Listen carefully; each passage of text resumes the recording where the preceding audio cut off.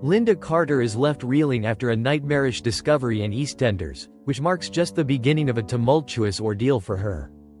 Linda is stunned to learn of Bernie's blackmailing scheme. Things escalate further when Bernie intensifies her efforts to frame Sharon for the murder of Keanu, ahead of Dean Wicks' trial. Linda returned to Albert Square with her son Johnny on Wednesday following a hospital stint for alcohol poisoning, which was partly influenced by Bernie's actions. Earlier in the week, Kathy Beale grew suspicious of Bernie after discovering her possession of a burner phone. Sharon rushed to the Vic to inform Linda that Bernie was the blackmailer. Confronting Bernie at Sharon's house, Sharon called the burner phone, leading Bernie to confess her visits to Dean in prison and her belief in his innocence. Linda, who had actually killed Keanu, was horrified to realize that Bernie had been collaborating with her rapist. Bernie's avoidance of eye contact only deepened Linda's sense of guilt.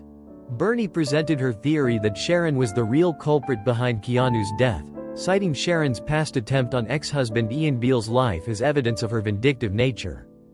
Despite their efforts, Sharon and Linda failed to convince Bernie of their innocence. Feeling more emboldened, Bernie warned them that the situation was far from resolved. At the end of the episode, Sharon discovers the word "murderer" painted on her door.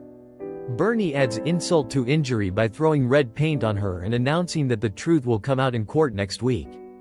The other members of the Six watched in horror from across the square as the dramatic events unfolded.